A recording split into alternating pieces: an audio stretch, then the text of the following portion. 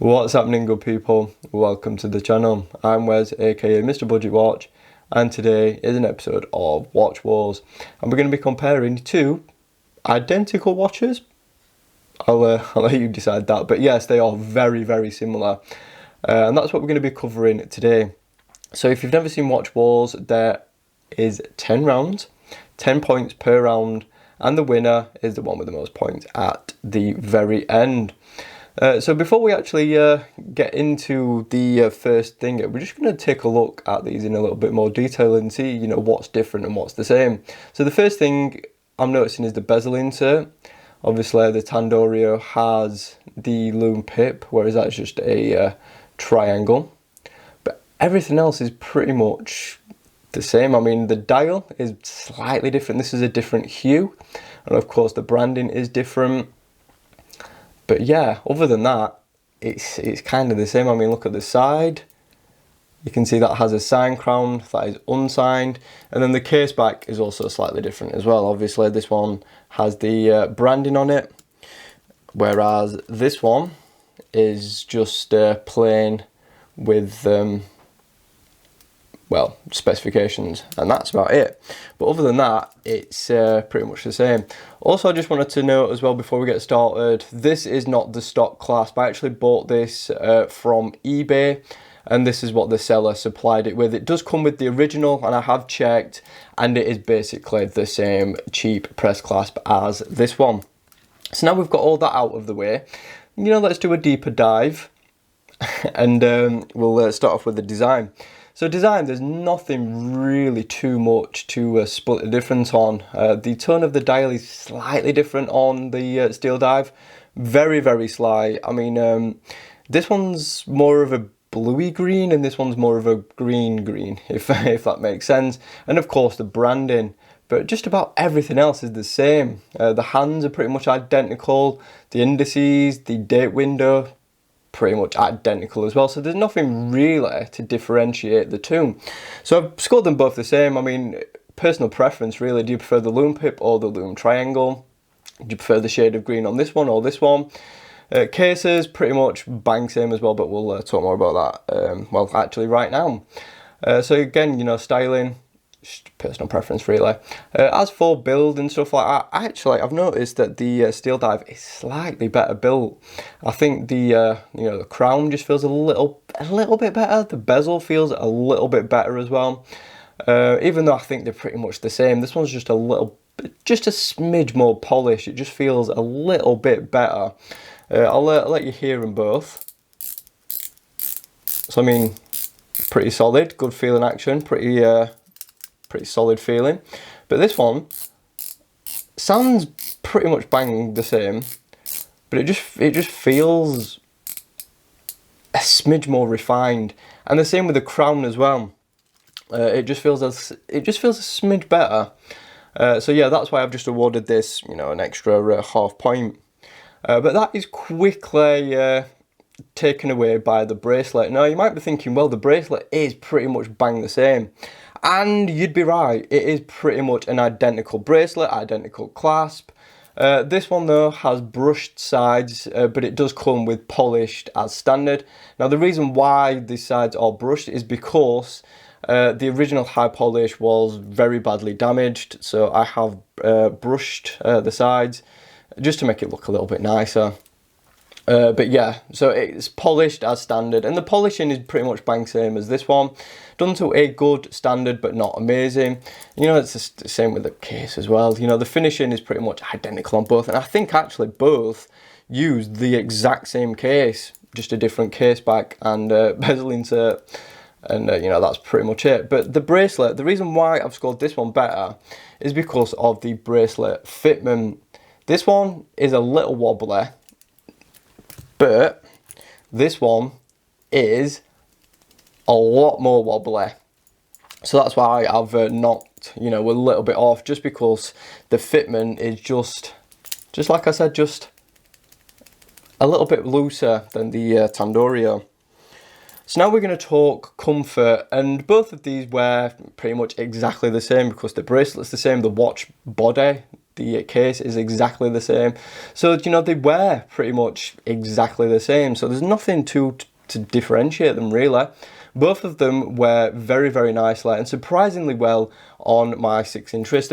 You've probably seen how this wears, but if you haven't, I'll just, you know, quickly pop this one on wrist now just to show you. So there it is on my 6-inch wrist, if you've not seen any of my content before. And there it is. You know, it wears surprisingly small, but that's that Seiko Magic Fear. So yeah, it wears really nice, and the other one is exactly the same as well. Both very, very comfortable watches. Yeah, even though the bracelet's, you know, not the best quality, you know, they're really comfortable to wear. And even on a silicone strap as well, really comfortable to wear on that too. Now we're going to talk about the biggest difference between these watches, and that is the lume. And it's just night and day difference. The Tandorio really struggles in this department, whereas the Steeldive, not so much. It's actually a bit of a lume monster. Not the best I've ever seen, but still very, very impressive. You can see that by the video now that it is just a cakewalk for the Steeldive. It just knocks the Tandorio out of the park. In terms of lume, it's brighter, it's fuller, it lasts longer, and you get that two-tone look as well, which is pretty cool. The Tandorio, yeah, it is what it is. They definitely need to work on the lume to bring it, you know, more in line with this one. So yeah, it's a definite win for the Steeldive in this category, and by a big margin too. So now we're going to talk movement, and actually the eagle-eyed among you will have noticed that this one sweeps a little bit smoother than this one, and that is because this is packing a PT 5000 and this one is packing a NH35. Both very solid and reliable movements. This is just high beat, this is just 21,600. So you still get a nice smooth sweep, but that one is a little bit smoother. Both movements, hacking, hand winding. Better power reserve on this one, slightly less on this one, but this is more accurate than that one, so it's a little bit swings and roundabouts.